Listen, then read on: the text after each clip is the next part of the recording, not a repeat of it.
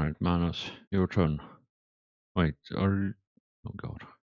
I've just remembered that you had an unfortunate accident with high explosives. It's fine. I've got 5 health again. I Alright, have positive HP. It's over 4. hell yeah. Alright, so it's your turn then, if you're not stunned. All right. Who was the leader on this mission? I think it was Oreo. Right. Yeah, So it's he's going. Oreo. Yeah, Oreo is the leader and you have the Oath of Glory. So our whole mission centered around repairing this, right? Yes.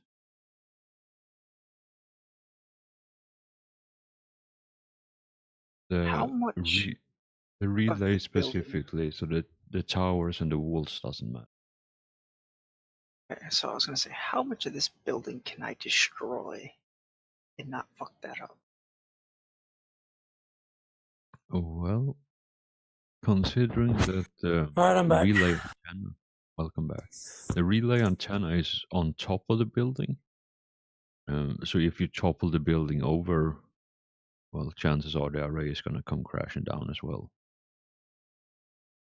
But yeah, where the party is right now, that's, as long as you don't destroy the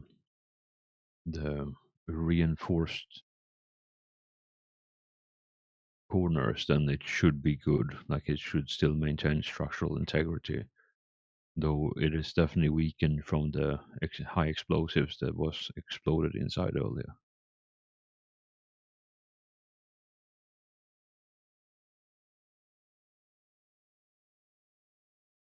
Flesh terror. Just want to let that take over and just bring the whole building down on them after the tower blew up with me standing. I mean, But that is definitely something you can do, but I'll tell you right now, you will fail the mission completely at that point if you do. I know, which is why I'm gonna avoid doing that. So I remember before we go away over here, there was a huge. So I think what I'm gonna try and do is walk over there, make a little window, and see if he wants to talk to me. Alright. Sounds like an excellent idea. So are you gonna do a charge attack on the wall then? Alright. Sounds like an excellent idea. Is it around here?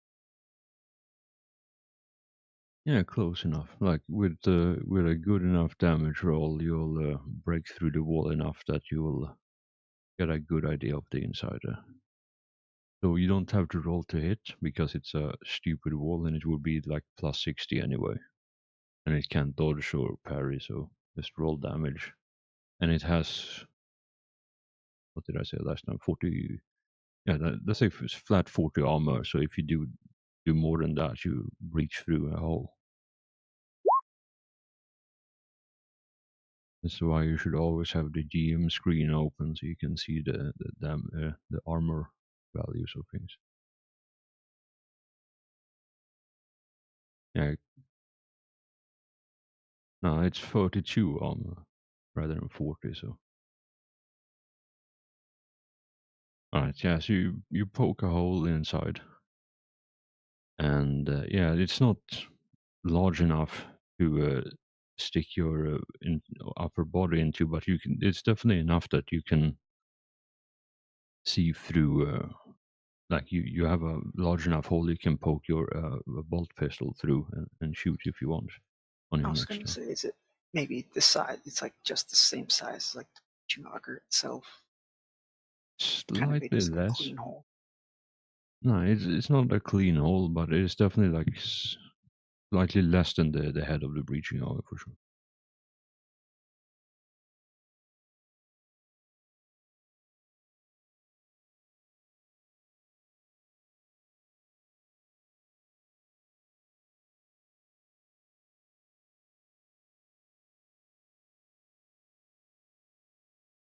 I don't really know who the person is, despite the fact that their icon kind of looked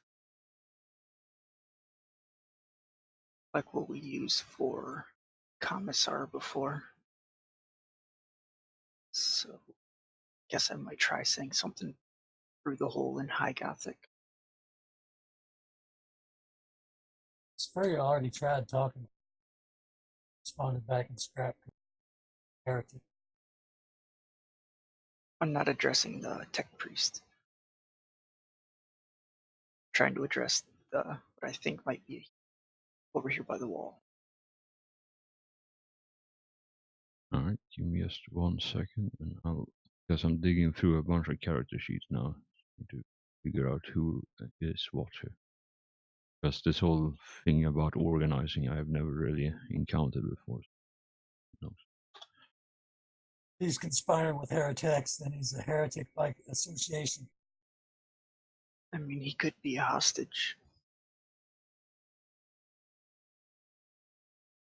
I don't know who he is or what his rank is, but they could have used him to get in here.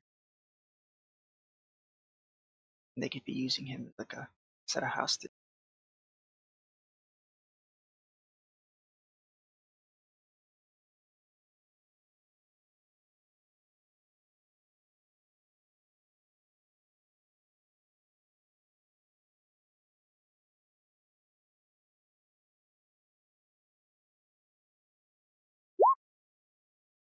Alright, so Manos, as you reach through the wall with your breaching auger, you pull it back and you look in, you see the person wearing a fancy dress uniform.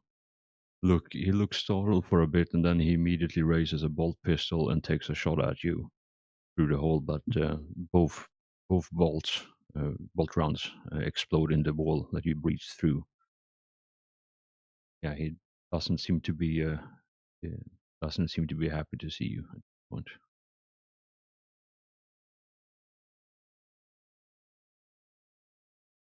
Oreo, it's your turn. You hear gunshots from inside. I don't know what the rest of the team know that the guy is very rude.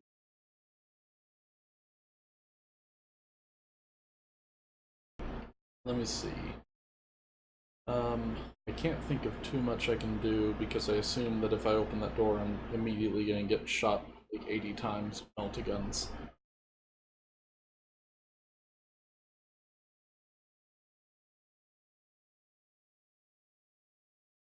I think I'll just move up to the corner here and then hold a half action just in case I happen to need it. Right, Alfheim. All right. Does anybody has Manos already been healed? I can't remember. Oh yeah, yeah. You healed him. He was like a negative 13 or something, Yeah. from -8 or some such. Okay. I don't know if Imperial got healed or not, but he's at -6. I think both of them got healed because they were both standing together in the rubble. Because Manos was on top of the tower, Pyriel ran through the door at the bottom of the tower, which set off the demolition charges. Both of them got hurt at the same time. Severio hasn't been healed. All right. Yeah. Also, um, is a Saphiriel heading in here because I'll basically end my turn wherever you're going, and then I'll be able to heal you next round.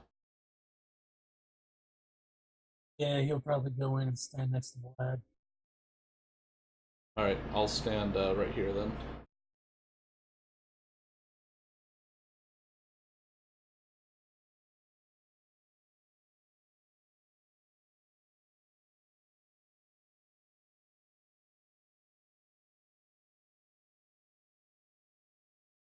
All right, Pyriel, your turn. So before that happens, I think I don't remember from the top of my head, but I think as the Ferial was evacuated over there was someone who closed the doors because I don't think they are currently open right now. But I genuinely don't remember. That was 3 weeks ago, rather. But it makes sense if the door would be closed, because otherwise, yeah. No, it would make sense.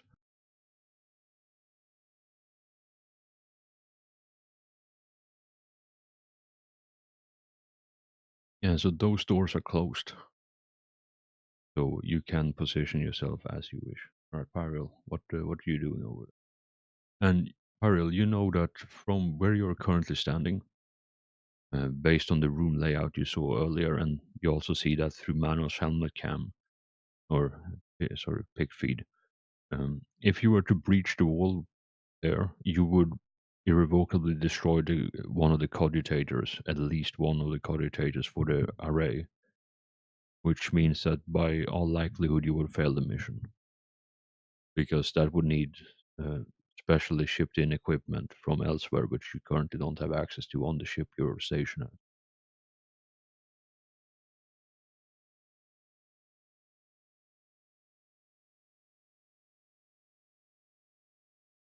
Missions are a lot harder when you just destroy everything.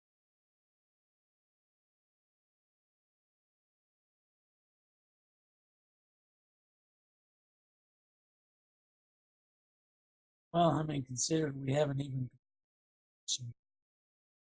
that status. I mean, why stop?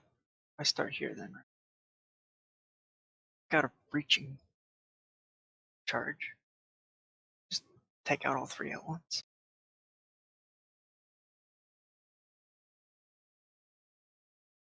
Could do that if you want. But like I said, you would destroy at least one of the cogitators, and that's something the tech priest wouldn't, tech marine wouldn't be able to repair. I think the best chance we have for this is um, possibly for Oreo to just run in there to get that plus 20 bonus to dodge. Hopefully, not get vaporized by all the melty cannons, melty guns, and then everybody else just charge in and close into melee so that they can't continue to use the meltas. That's the only plan I can think of. You gotta get the door open first. They're probably on Overwatch. Yeah. Another idea would be we could line up on the left and right side, like where Manos is, and on the wall adjacent. Reaching auger some holes in, and then just open fire through the holes into the tech priest, and hope we don't miss and hit cogitators. Or, like you said, we could all just bum rush in. Yeah, we could try that. The only thing I would be worried about is the meltas that they have had, what was it, like 32 pen or something like that? So 24 pen. 24 pen. Yeah, so they might just be able to shoot right through the wall at us. We go bum rush to the end. The first person to get to this point right here is going to eat 3 melted shots, and they're going to at short range.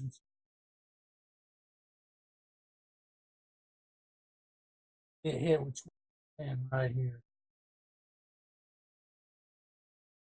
So good. Reaching our way in through the sides and just charge in.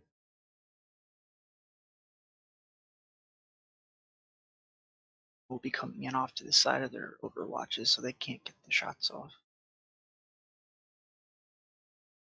That's under the impression that they aren't looking at the sides. Probably are now. It's Manos then.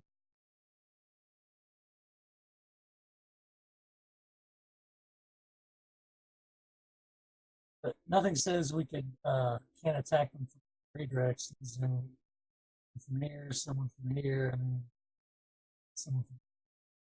Yeah, that actually sounds like a pretty good idea, I think.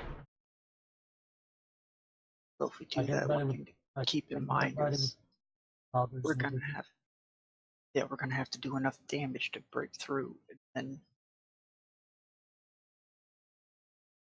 'cause if you hit the wall and you don't make a hole big enough, they know you're there, and you're still waiting for your next turn to break through. Charge.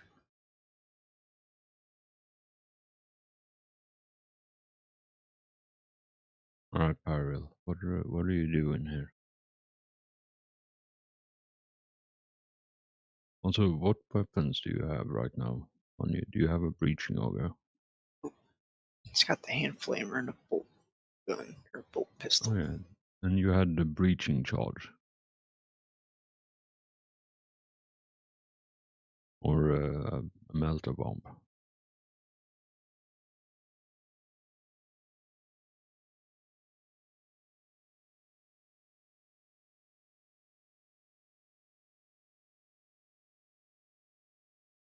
You could, if you have a melter bomb, for example, you could go off to the other side and start breaching a hole there. Just set that up. That's something you could do. It's Manos who has the melt bomb. So he would have to get the melt bomb from Manos, then move back over. Yeah, or Pyril can just go stand by Manos and then next round use the bolter and shoot in. Because that would force them out of Overwatch if they are in Overwatch. If they try to dodge. Yeah, maybe I'll move Periel to Manos' location, then next turn I'll move Manos around and melt a bomb the other. Sounds good. Yeah, so.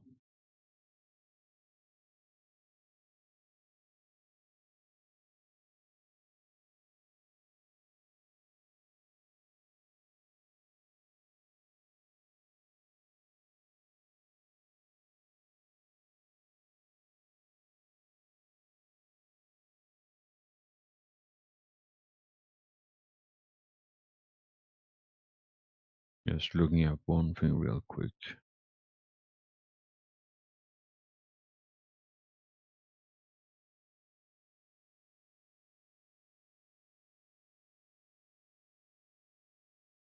Alright. So I'm thinking the plan is essentially having someone rush in and go into melee with them and take a couple of hits to the face potentially.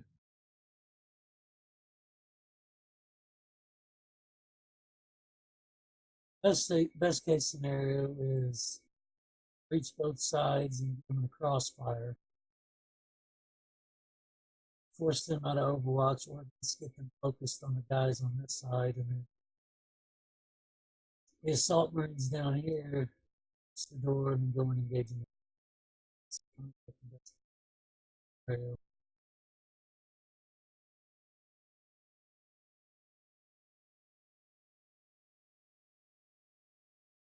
Alright.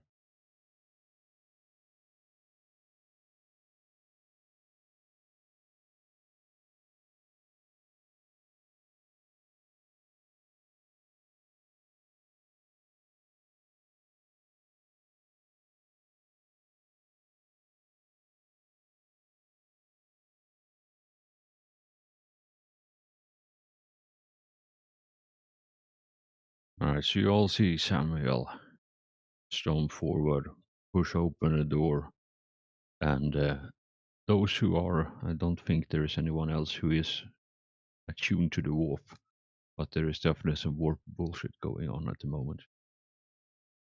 So let me just deal with this first, and then I'll deal with the warp. Actually, can someone roll me 2d100, please? While I look up this stuff.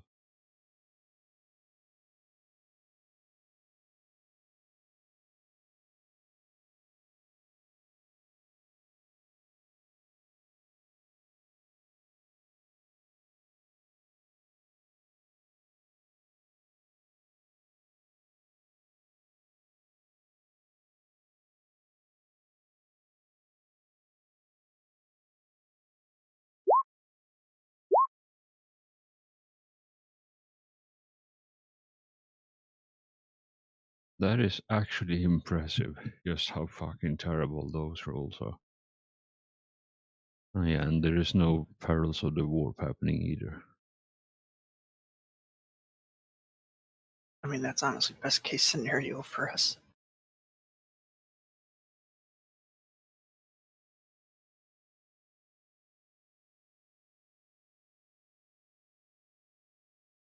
Alright, so all of you in the corridor, Oreo, Vlad, Alfheim, all of you see these bright bolts of bright flashes of superheated gas just stream past Samuel as he stands there, and he's gonna channel the power of the warp to do some bullshit.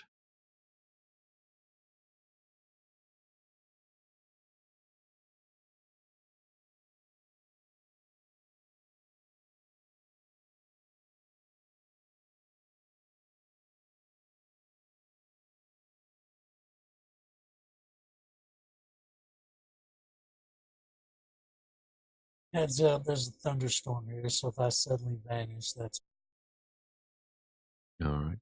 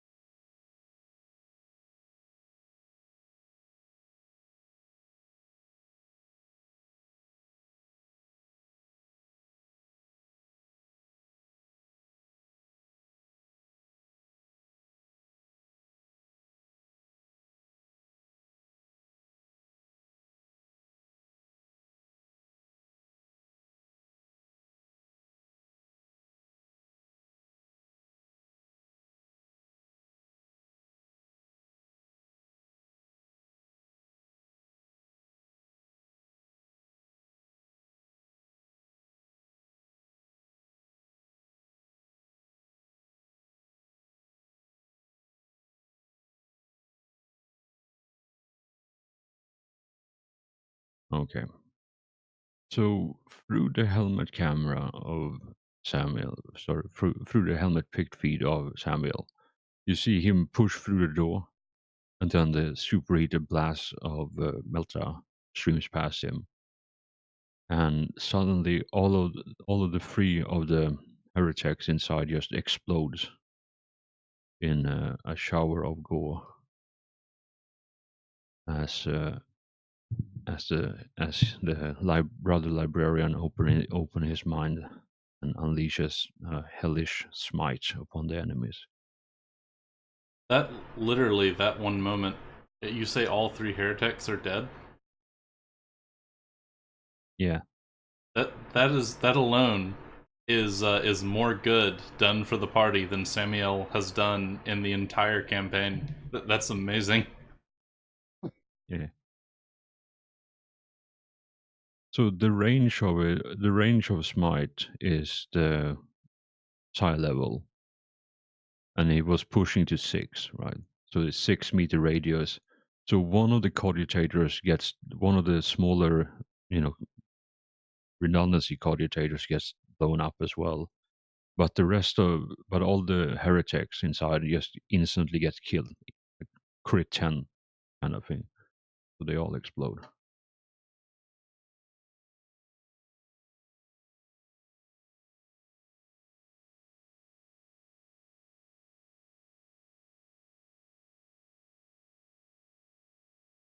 And 40, yeah, so 37.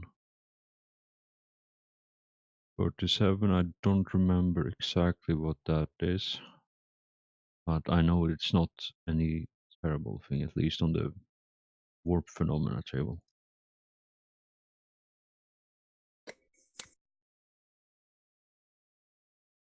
Okay, so 37 is demonic mask. For a fleeting moment, the psyker takes on a demonic appearance and gains fear rating 1 for the rest of the round. He also gains 1 corruption point.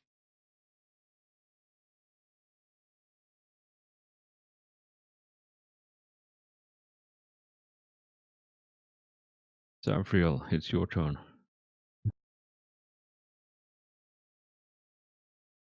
Saffron's go in and stand by Alf to be killed.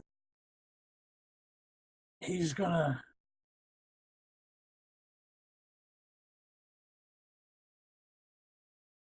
I'm not gonna say he's gonna chew him out, but he's gonna very condescendingly say the bodily fluids and cogitators don't mix. Nor do cogitators in the He's refrained from blowing up an objective.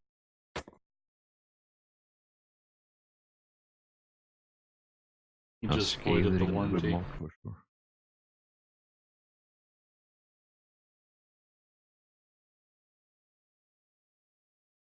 Alright.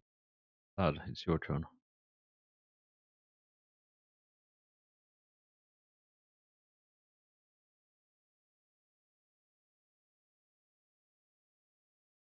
And he's gonna bum. Alright.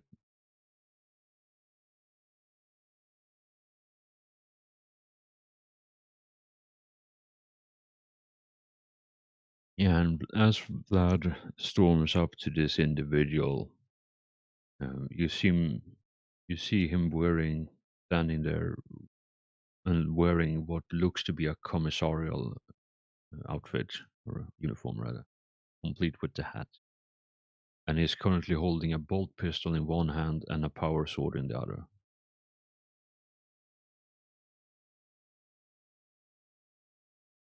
And yeah, as you storm in, and as the smite happens in the room, he turns away from Manos, holding out the bolt pistol towards you, but he doesn't shoot you as you come in. So was that a full run, or did you charge him?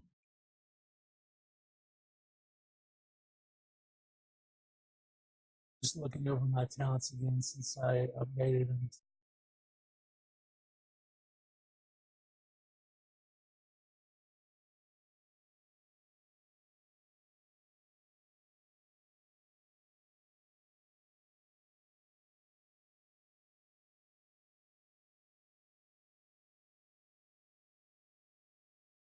Alright, so did you say it was a charge attack or a run? Charge attack. Alright. I'm just confirming because you're a bit low in my headphone.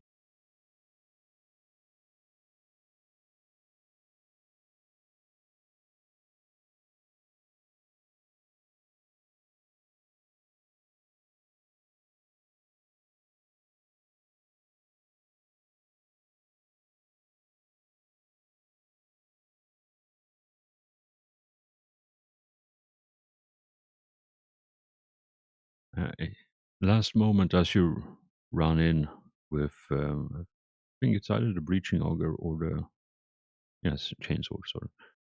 Yeah, as you strike down with the chainsaw, he meets it with the power sword and manage to parry it. And I need you to roll me a D100, please, and you need 25 or lower. Oh, good. Yeah, so as he parries the chainsword and the teeth grinds against the power field, your chainsword doesn't explode from the contact with the power field.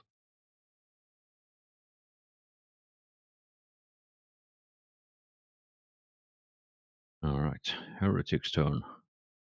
So he's gonna go full tilt, I think, and unleash a series of attacks on you. For the Did he fake die? sorry, what? Did he only fake die? Didn't all three No, of the heretics get killed? yeah, the heretics died, but the commissar is still there. And The I'm rolling. heretics died. The heretic is still alive. Ah, okay. I thought he said heretic. I'm like, I thought they all died. Sorry, I'm using the same initiative for all enemies because, well, they're grouped together and they're all heretics and same thing. So yeah, so he's gonna go full tilt with a series of attacks at Vlad.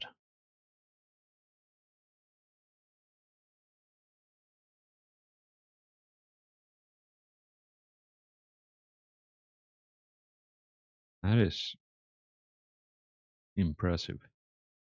All Well, I right, was so hoping he would at least make two of them so I could try to parry them both and then kill him with counters.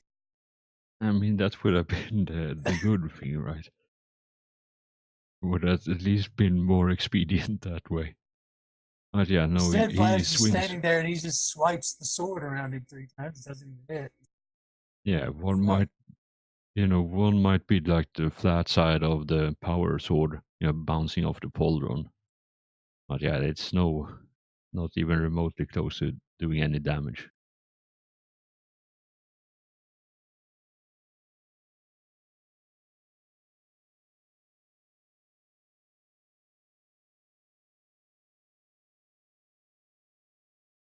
Oreo, from behind you, you feel the not so reassuring presence of a devastator behind you. Manos, you see carnage inside, and as a flesh terror, this amuses you. And you see Vlad going full tilt in a fencing match with the commissar that tried to shoot you with a bolt pistol.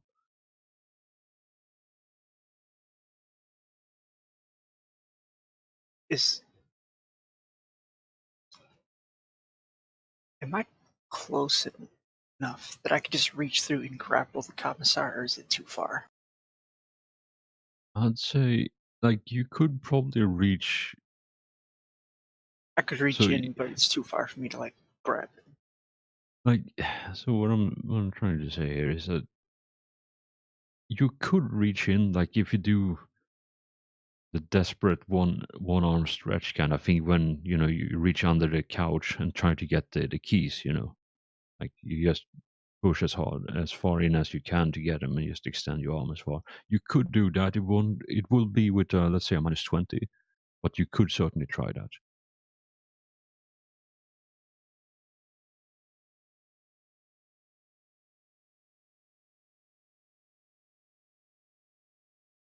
Screw it, I'll go for it. And you can spend a fate point to make that a -10 instead. And this is just a weapon skill check. Yeah, yes, and skill. Yeah, I'll spend a fate point to try.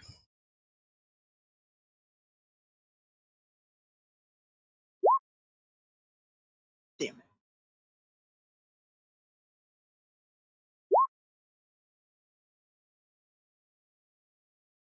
Yeah, so you see from behind the commissar as the two of you are fighting, you see just an arm, a black power armored hand reach through the wall and start wiggling menacingly.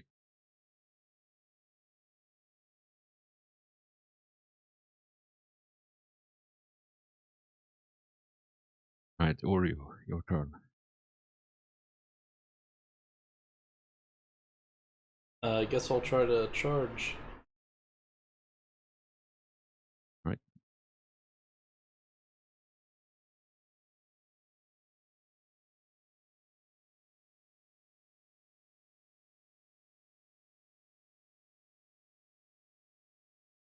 Right, so +10 for charge, +10 for ganging up. So 20 total unless you have something else.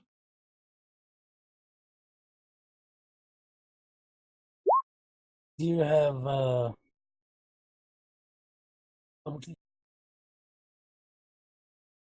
Yep, I actually do. That's another. So that's three. But yeah, 30 total. because I've got it too, so that doubles.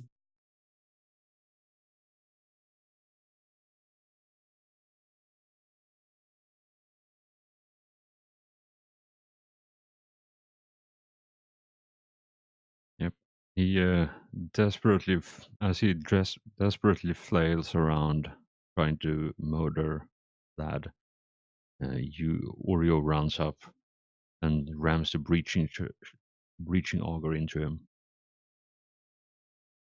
and that's the arm.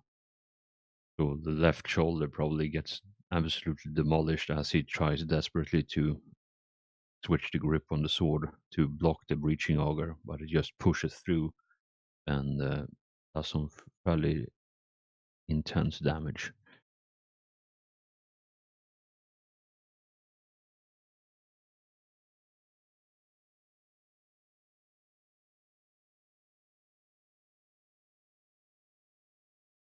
Okay.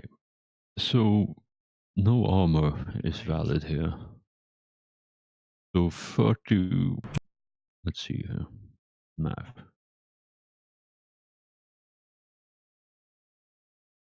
So 31 minus 3. Sorry, 41 minus 3 is 38. 38 minus 15. Yeah, so it's you instantly kill him with that attack.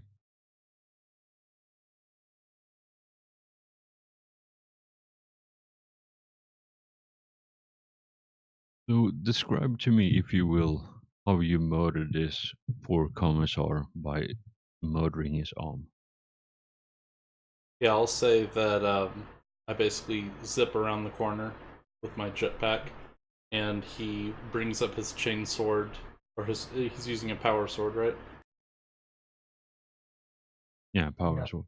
Oh yeah, so he brings up his power sword, and then I basically deflect it with a breaching auger, and then just drill right, basically onto his forearm, and then it just rides up the bone until it hits his shoulder and just dislodges his arm. Gruesome.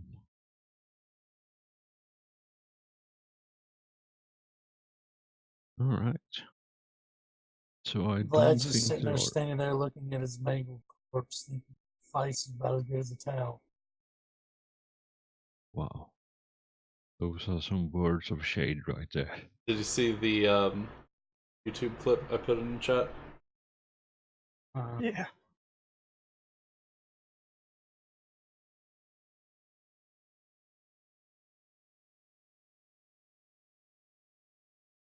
I mean, that is actually very accurate.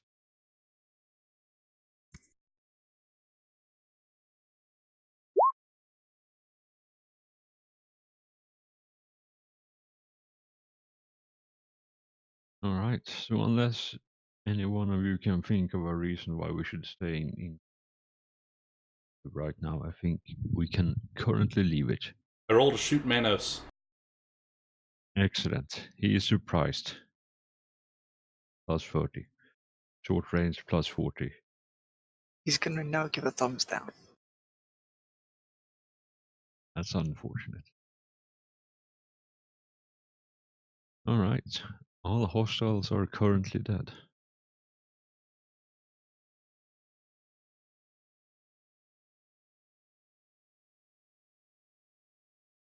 And there is apparently a black armored hand giving all of you inside a thumbs up.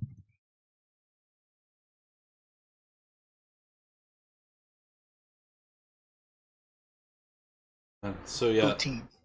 I guess I'll if someone can roll tech use, I think Alfheim would probably be the best bet unless. Oh, actually, we actually have a tech guy here, don't we? Yeah. Imperial also has tech use plus 20. So if you give a bonus at all.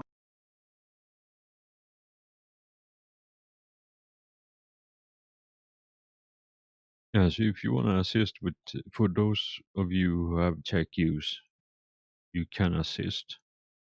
So it would be a total of, I think, plus 20 on the roll before you start adding your own modifiers, Avril.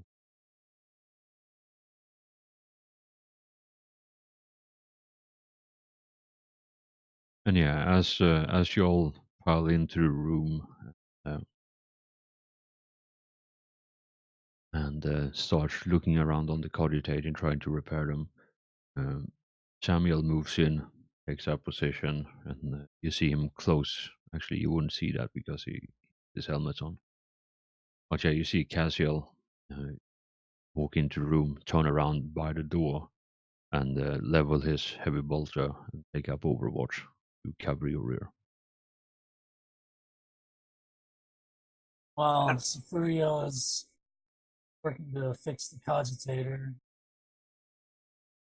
looks over at Alfheim and then points down at his leg where the armor is all melted, skin and bone, and where he took all that meltifier and he said, "Fix this."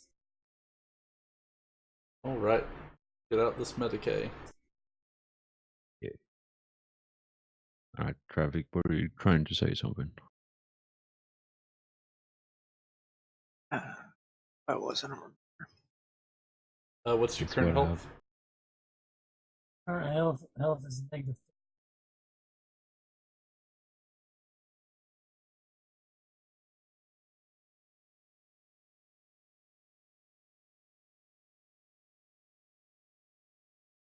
Excellent.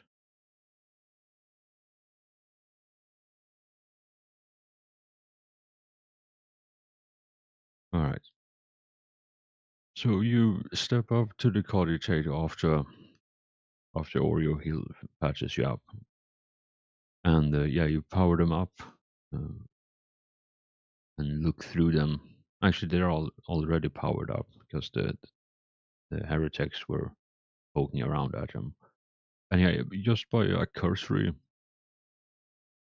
glance, you can bring up the logs. You see what they were doing, and they were trying to retrieve some highly encrypted data from the buffers of the cogitators. By the looks of it, they managed to break through some of the encryption, so they got some information. But whether or not they managed to transmit that somewhere else before you kill them is impossible to say.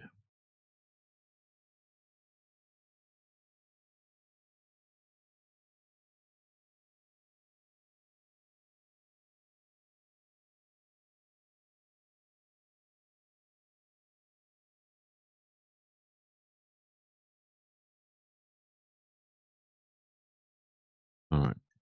So it's gonna take probably like a good hour or so, just making sure that the cogitators inside are patched up. And from the outside, as you were approaching, you know that the relay itself, like the antenna at the top, also had suffered some damage. So that's gonna have to be fixed as well. I'm not entirely certain if I wrote it down in the handout or not, but I know I have in my notes some other things as well.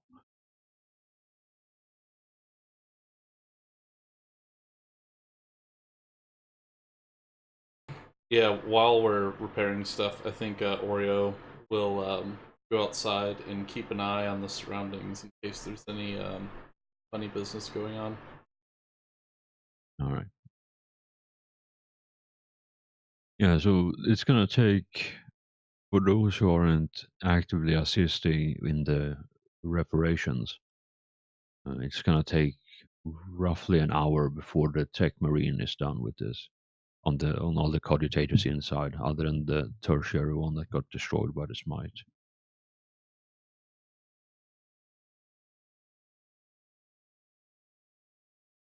And yeah, all of you. Apparently, I didn't write it down in the handout, but basically, once you see another objective, or essentially what the brother sergeant told you was that once you have secured the relay, report back so we can send in the why am I struggling with this word? The Support team or something. no, not support team. The replacement parts, like parts, the parts necessary for repair. So basically, do a cursory, make an assessment of the damage, report in, and then the replacement parts will be sent down. Okay, yeah. Well, yeah. Once we have the list of replacement parts available, Oreo will message up to the ship and basically do a summary report. You know, that we ran into resistance, eliminated it. We've found heretics on this planet, just in case anyone upstairs is interested in that information, and then report the list of parts that we need. All right. Yeah, you get from one of the junior And box some officers. structural supports, if possible. The front half of this building is in bad shape. I think the whole building is in bad shape at this point.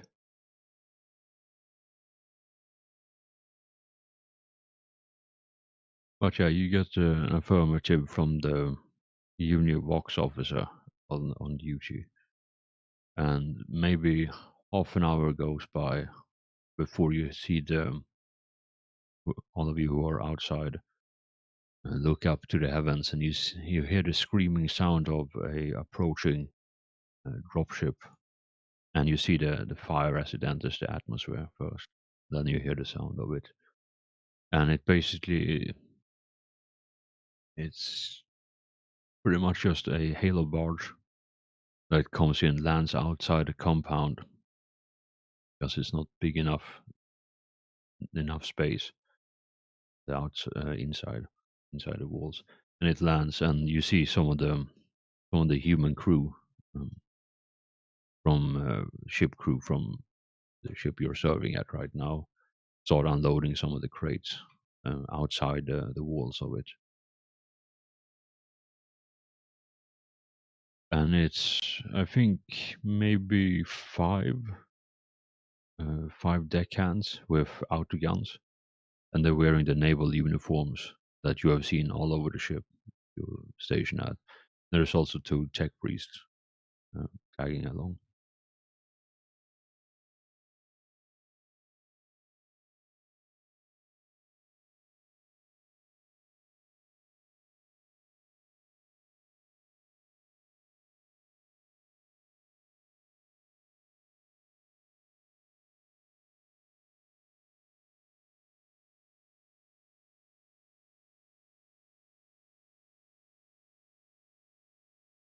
And so the supplies are basically dropped here, so you have to move outside.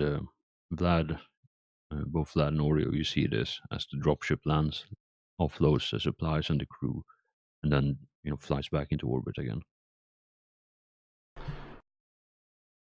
Let me refresh myself on the mission document real quick.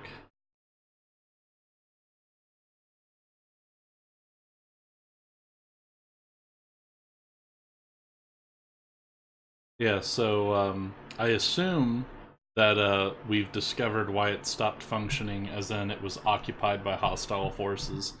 As far as we know, that seems to satisfy that objective, right? Yes. It was damaged during combat and then subsequently occupied by hostile forces. Okay. So that was complete. Well, if we have the crew that dropped off, did they just drop off the parts, or are they now securing the area for us? So there is 5 deckhand crew members from the ship who has auto guns. So they're basically making sure that the loot doesn't get stolen by the prisoners on this planet. And then there are 2 tech priests to assist in the repair that came down. So 7 people total, with a large amount of supply crates that was offloaded outside the walls of this compound, because the Halo barge could not find a good enough landing spot to land inside the walled area.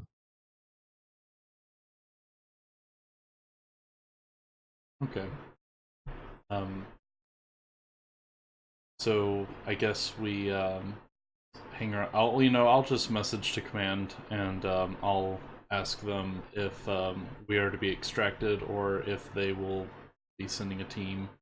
What we're supposed to do from this point onward. So the response you get is that the relay still needs to be repaired, and until it is at least in a functioning condition, you are to stay put and assist in any way that is required. Okay. Yeah, I'll secure the perimeter then.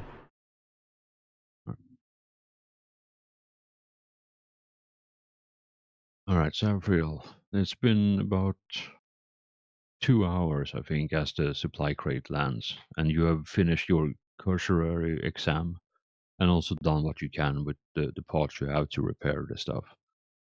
And you get the notification, and you see through both Oreo's and Vlad's helmet cam, or picked feed rather, that the supply pods have arrived for you, and some assistance from some tech priests. Him He'll start overseeing the repairs and directing the tech priests where they need to go, and Ariel too, since he had taken. Right. Yeah, do you go out and grab some of the crates yourself? Or do you just wait for it to be hauled inside? Manos will go help with bringing crates in since he's doing nothing.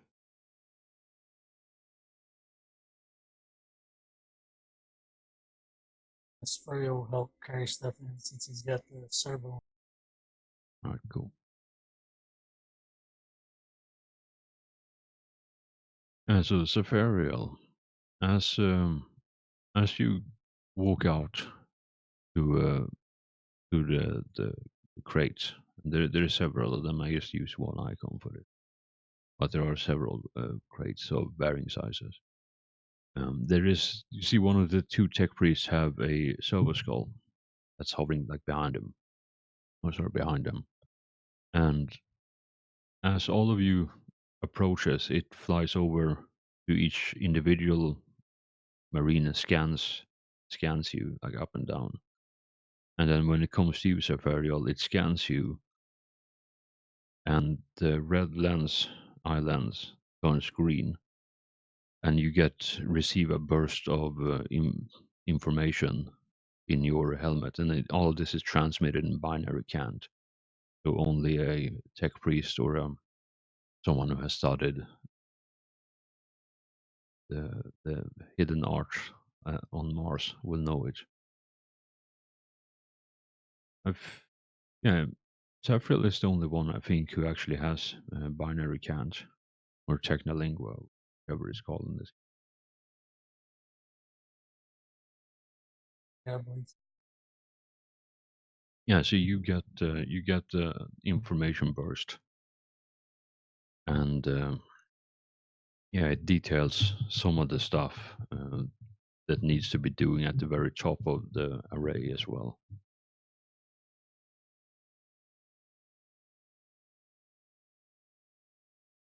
So the information you get is in one of the smaller crates is a replacement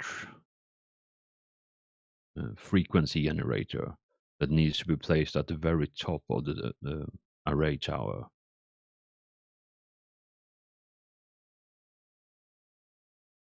And none of the two tech priests are in any shape to climb up that because it's like 50 meters up in the air.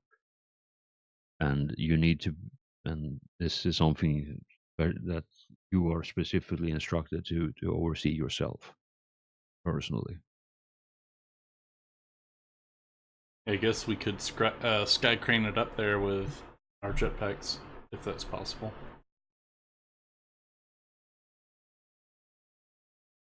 Yeah, it's either that or climbing. So the what I'm kind of envisioning here is like a radio tower or like one of those like massive like pylons for power lines. You know that I don't know how to describe it.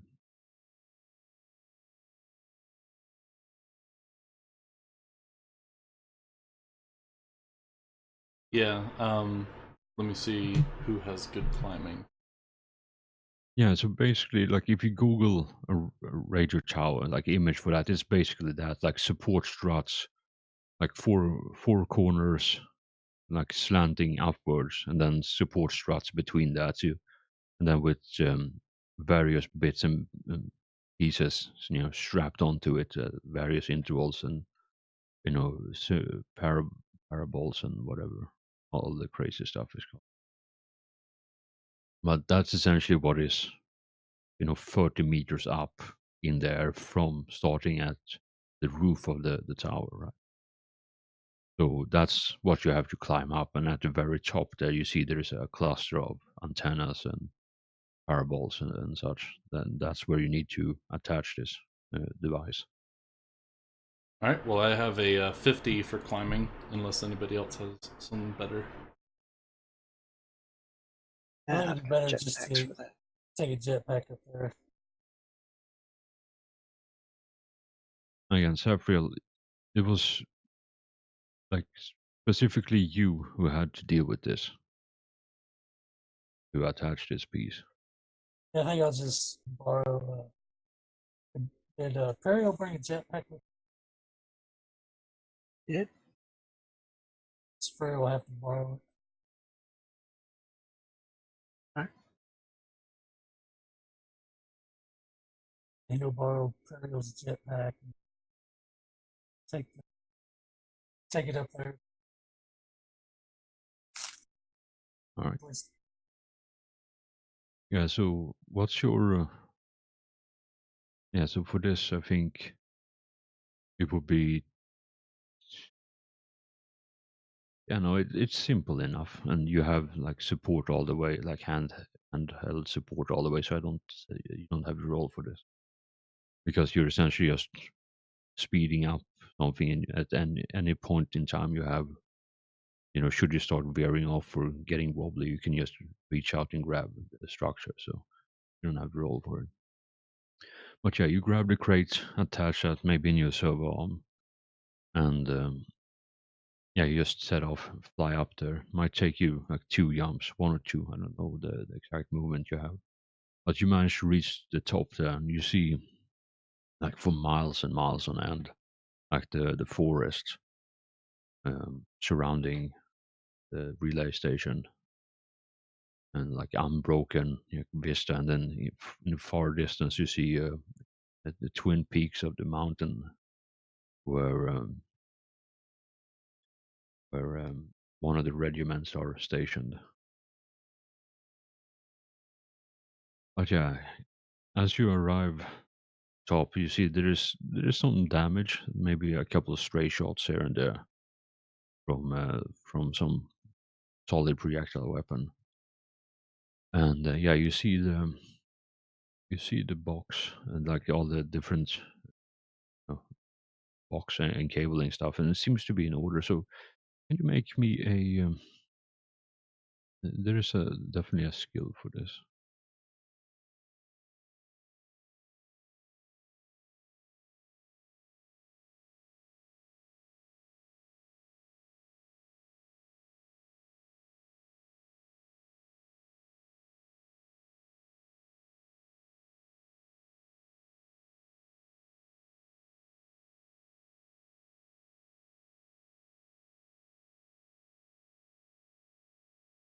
All right, let's go with tech use then. So plus 10 tech use to identify what's going on up here first.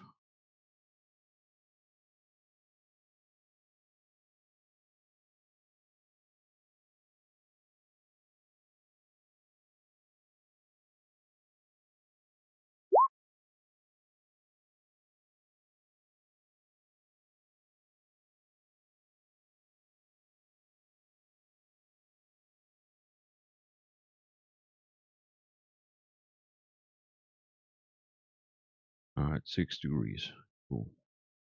I'm just curiously scrolling through the book, trying to find the exact thing, and my notes for that matter.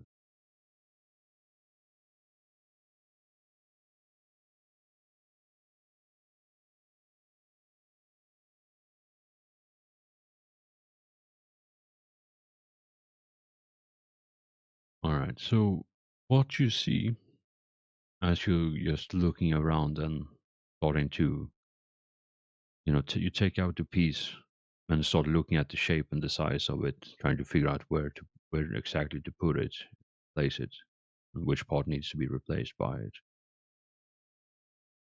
So by the look of it, from all the equipment up here, as you run, as you look and you run your scanner aspects, everything seems to be working as intended up here.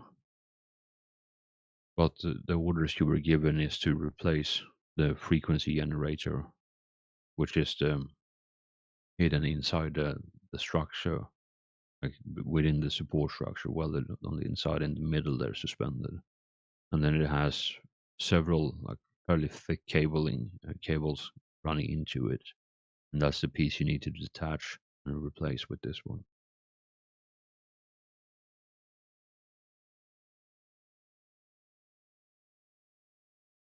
So yeah, I would need another tech use for this to replace this part, because this is yeah, it's a special thing. It requires special attention by a tech priest or a tech marine.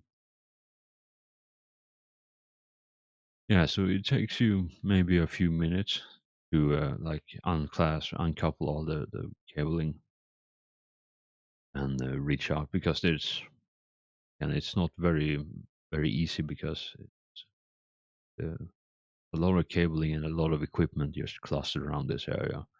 But you manage after a few minutes to take out the piece without damaging it. You put that in your equipment pouch and you replace it with a new part. Then you activate it with the rites of awakening, the listeners of awakening that you know, and then you plug all the cabling inside. Yeah, make sure everything is working before you climb down again, or start climbing down again. So during this time, as the tech marine is climbing the tower and replacing the parts up there, what are the rest of you doing? Well, Oreo is just occasionally flying from one wall to the next and keeping an eye on the surroundings, making sure there's no surprises sneaking up on us. And Alfheim is walking around in the bottom, keeping an eye out as well. Can you give me a +20 awareness then? See if you spot anything lurking in the shadows.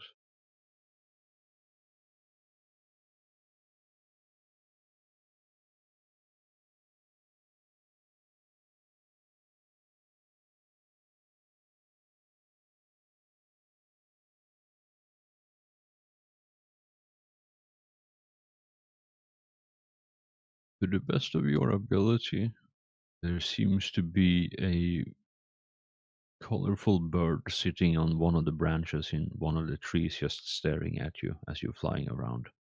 Just quietly tilts his head when you're flying back and forth, following you with his look, with his eyes. But that's about all you see. That isn't something you already knew. Alright. It's a minion of Zanch. Kill it. That escalated quickly.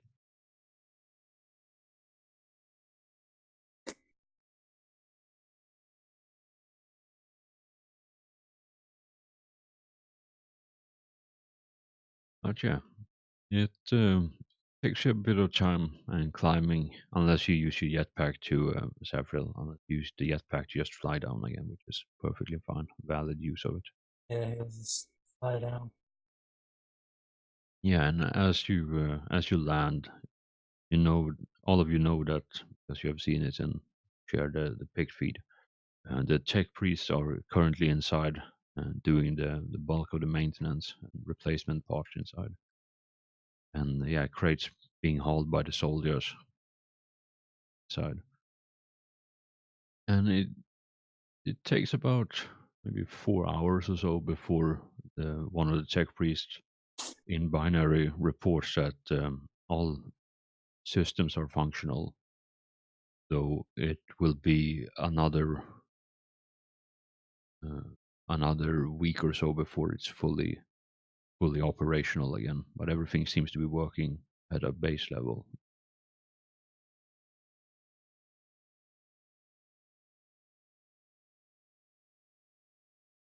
So that's what you know, Nice. Safri. He's going to go inside and double check.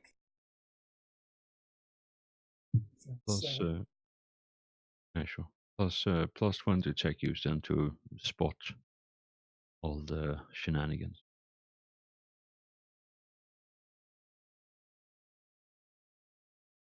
he'll plug his MIU checking. All right. Yeah, everything. That's That's a low roll right there.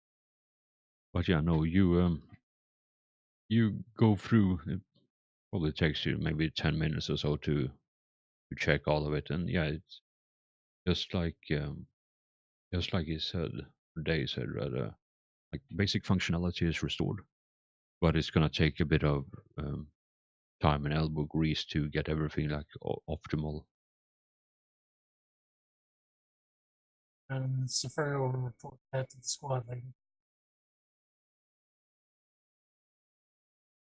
Yeah, and if you want, I'll say with that role, if as you're going to check, if you want, you can access the buffer because you have the security clearance.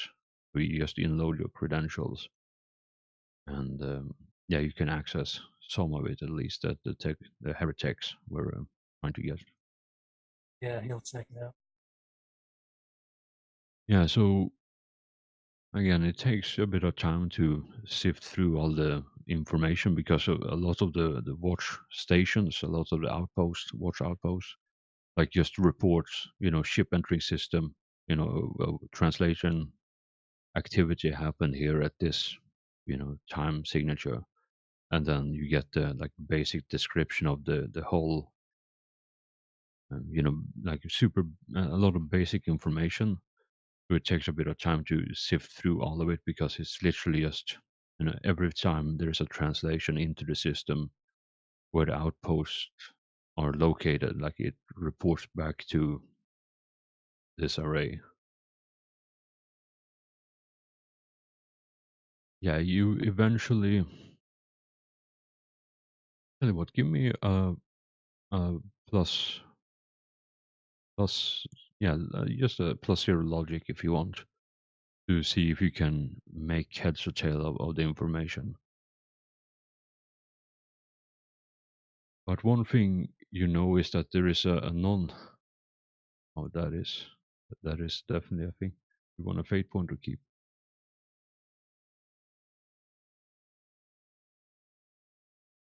All right, much better.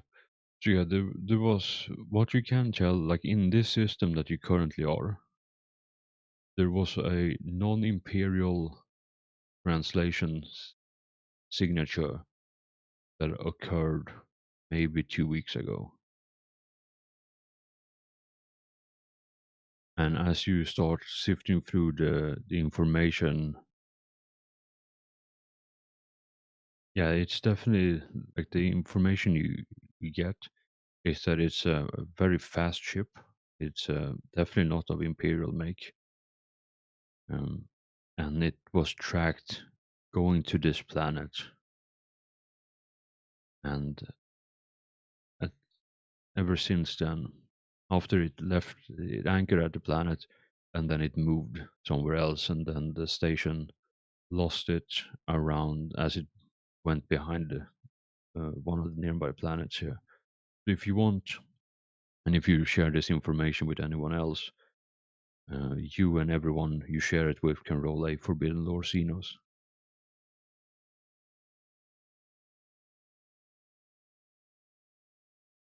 And he'll give it a go first before he shares it with him. All right.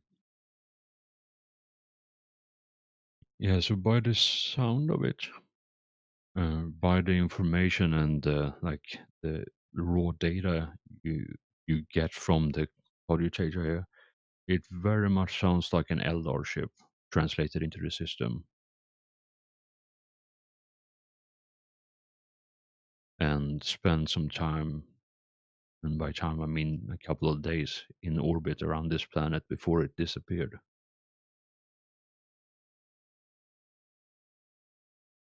I'll share that with the rest of the squad.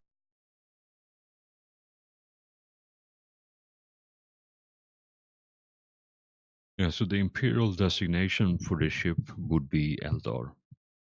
But I'll say with that role, you know that there is definitely two distinct categories of Eldar. But the Imperium doesn't, the ship, at least, the ship designation doesn't make any differentiation between the two. So it's hard to tell if it's normal Eldars or Dark Eldars.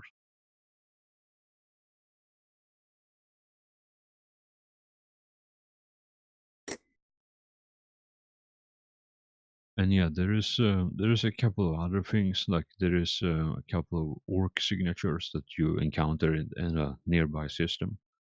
But yeah, the Eldar translation point in this system is the most, I suppose, interesting one. There's a couple of orcs. There is a couple of other like traitor, let's say, chaos translation points, like the ship you mainly used by either uh, by the forces of chaos or just renegades in general have been translating in nearby systems that the, the outposts have been picking up as well. But like I said, the Eldar signature in this system is the most pressing one. And just to be thorough, he'll log all the non translations, uh, transmit those back to the ship, back to the charge of the mission.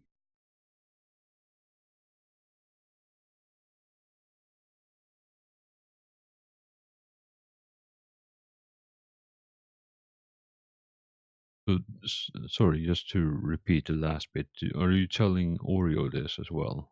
Yeah. Or, all right. So Oreo, you hear maybe not all of it, but at least a truncated version, if not all of it, of what Ephariel just said, or what he just done, rather.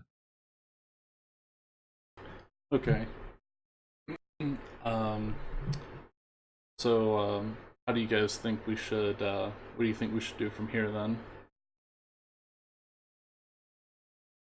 Between all of you, or both of you?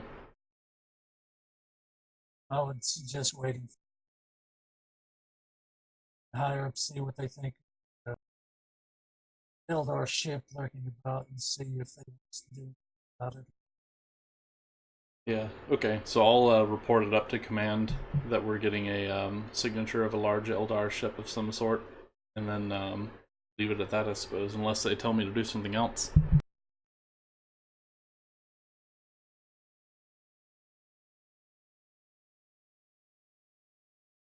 All right. And you basically get put on hold music for a bit as the Inquisitor and the Brother Sergeant are having a lengthy conversation. They shout at each other, probably. Actually, no, it wouldn't be because the Inquisitor is a tight ass and the Brother Sergeant is an Ultramarine. Which, again, the same thing, different word. And this is essentially just me stalling for time as I'm looking up something in my notes. Apparently, I didn't have this planned. That's fine. I've been looking through the book as well. And it's been a while since we played, so my notes are a bit disorganized. Well,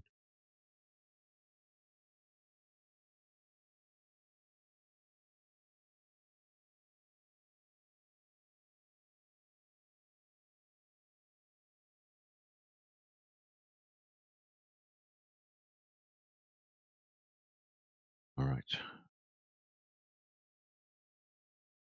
So I think, yeah, as you're waiting for, you're basically told to stand by for further orders. You see, all of you see Saphriel, or no, Samuel. Damn it, people have two similar names. But yeah, all of you see Samuel. He has his helmet taken off and clipped to his belt, and he stands there holding.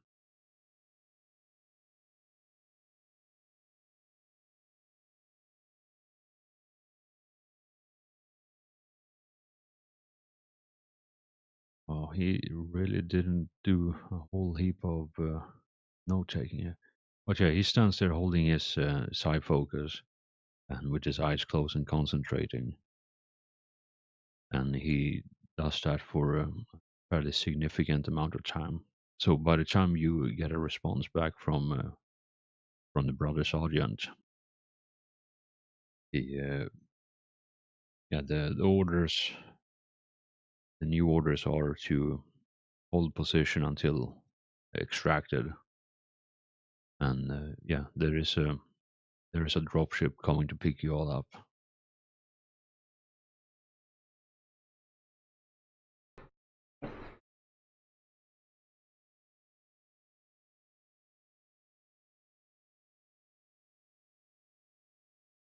While we wait, Vlad stay out on the wall. Safriel will stay inside and fine tune.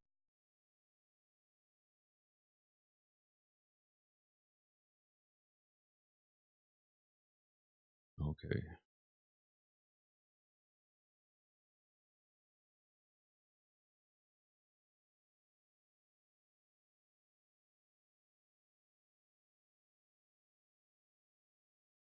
Can someone roll me a 2d100, please?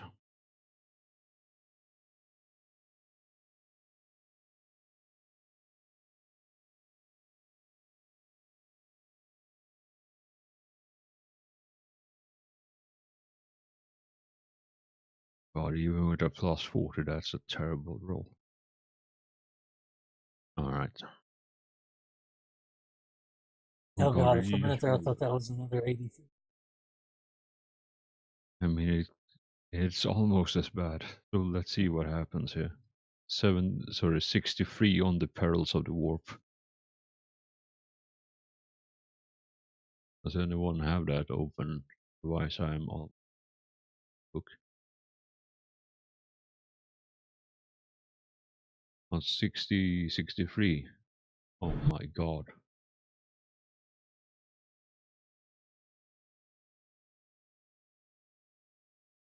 Oh shit. Yeah, rending the veil. See here. Someone roll me a d100, please. And tell me the results because I'm looking at something else right now in the book. 21. Right, so everyone within 21 meters of Samuel. I'm just out of range. I really should have moved myself back after. I'm just out of range. Just remember, I left the toaster on way over here.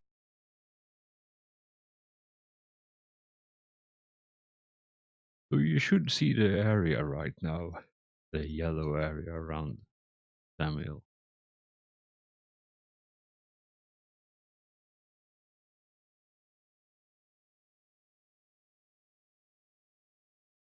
All right, so suddenly, as you're waiting for new orders, you feel the air start vibrating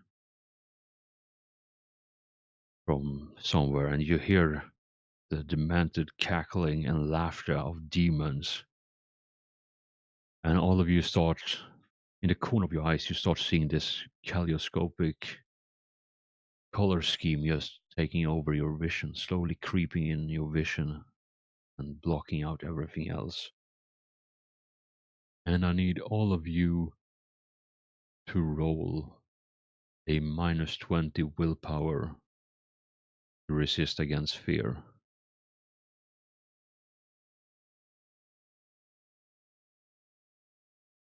Everybody or just the one yellow? Technically, Safriel is still in the yellow. It's an edge case there.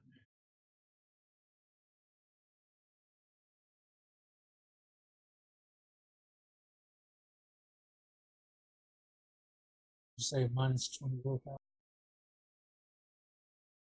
Yeah, against fear.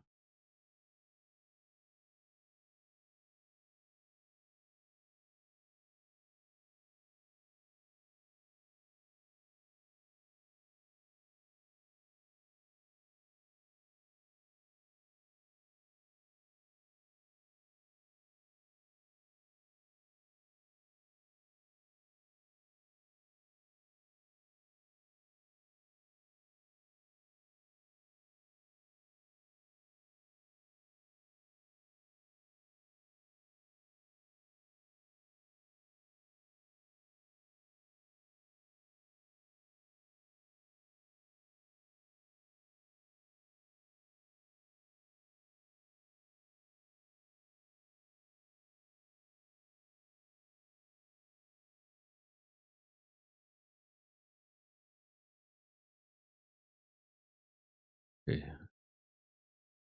So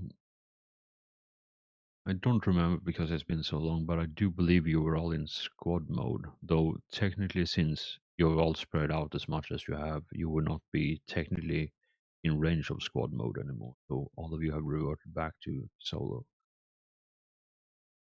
Yeah. So for Space Marines, there is no ill benefits of failing a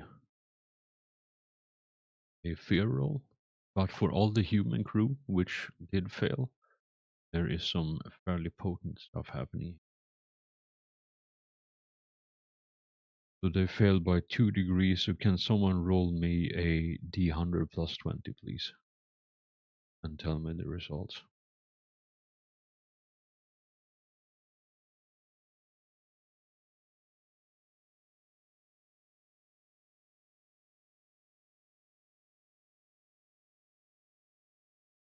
So that's 38 plus whatever modifier.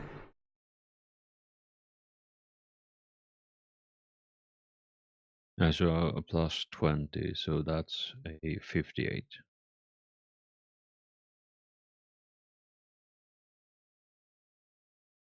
Okay, so all of the human crew, thankfully enough, just start, um, they just leave their post and start trying to escape the area in our walking fashion. This lasts for yeah, a fair bit of time.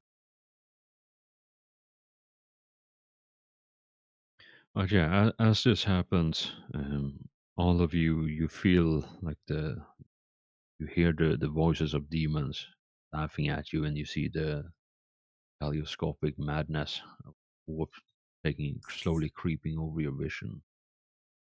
And you snap back to reality as all of you hear the clear voice of Brother Sergeant Hostus giving you new orders to hold position and wait for extraction.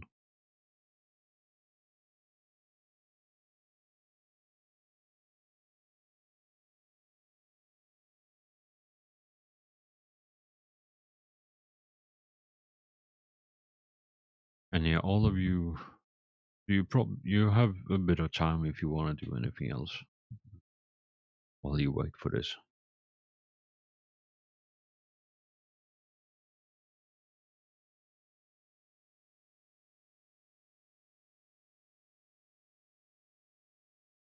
Yeah, after maybe 20 minutes or so, you see again a two halo bodies coming down, uh, burning hard towards your position, as well as a unmarked uh, dropship of unknown make and model. And yeah, as all of them land outside, as the ramps lower, the two halo bodies they disgorge a large amount of soldiers and tech priests, servitors as well, monotask and multitask servitors, plus some tech priests. And yeah, they start forming up outside as the two halo bodies leave again after they finish unloading all the equipment and all the crew. And the black transport ship is still just standing there with its engines revved up, and all of you know that this is your ride back to orbit.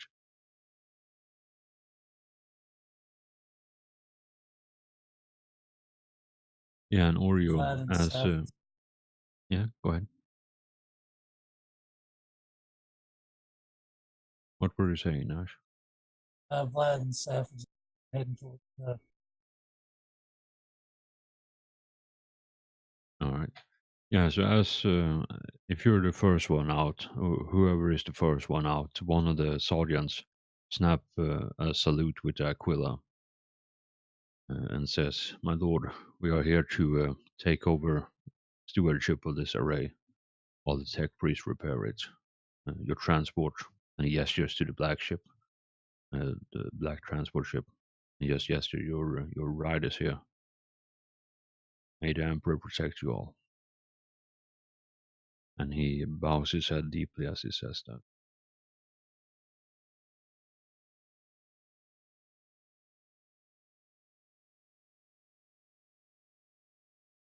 The installation might be a bit breezy. Sorry for that. He gives you a nod and says, "It happens. We'll get the tech priest working on it right away." And again, he snaps makes the sign of the aquila with his hand, and turns around and starts barking orders to his soldiers. And they double time it into the facility, weapons raised, and all of you, as you're leaving the facility, leaving the compound, you see them like start manning the walls and securing the premise.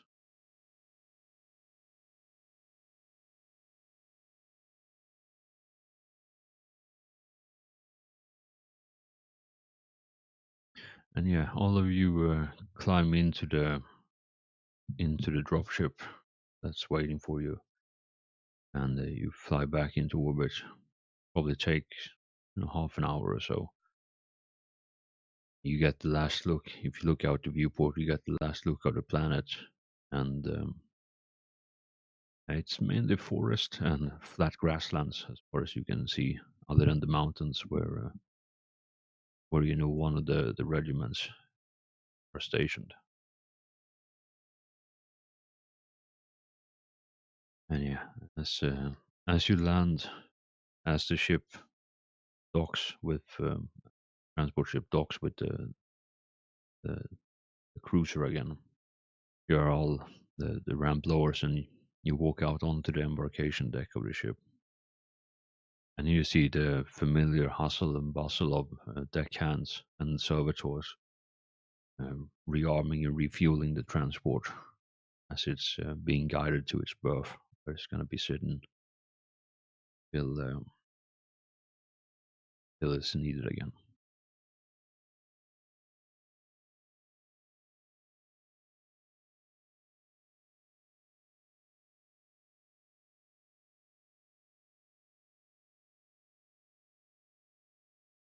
All right. So I think with that, it's pretty much just the debriefing afterwards, and then we're done with the mission. All right. And yeah, I think because you located and repaired the relay, you discovered the reason why it stopped working, and you dealt with all the hostiles that were interfering with it. Um, so yeah, you completed all objectives. I have to say, my favorite part of this mission is us sitting around wondering how in the world we're going to get into this room and kill these guys, and then Samuel just opens the door. Every single shot misses him, and then he just turns them all to vapor in a single round. That's my favorite part.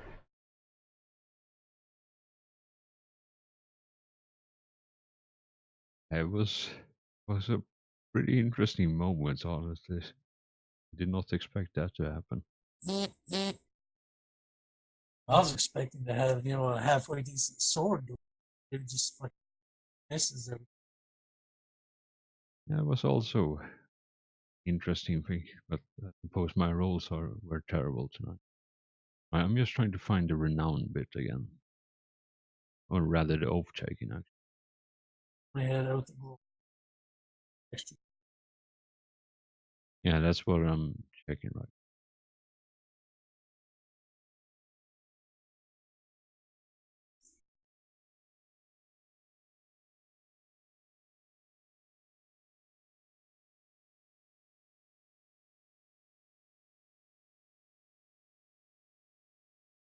So all members of the kill team gets 1 point of renown for each primary and secondary objective they complete. So that would be 2. Yeah, so you get 5 renown points for this mission.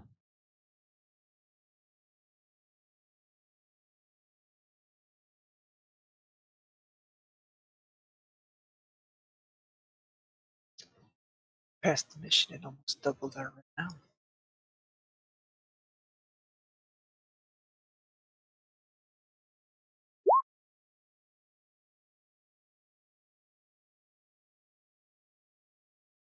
Yeah. So I figured I'd give you all XP now so I don't forget it later. And then, yeah, all of you get 5 renown for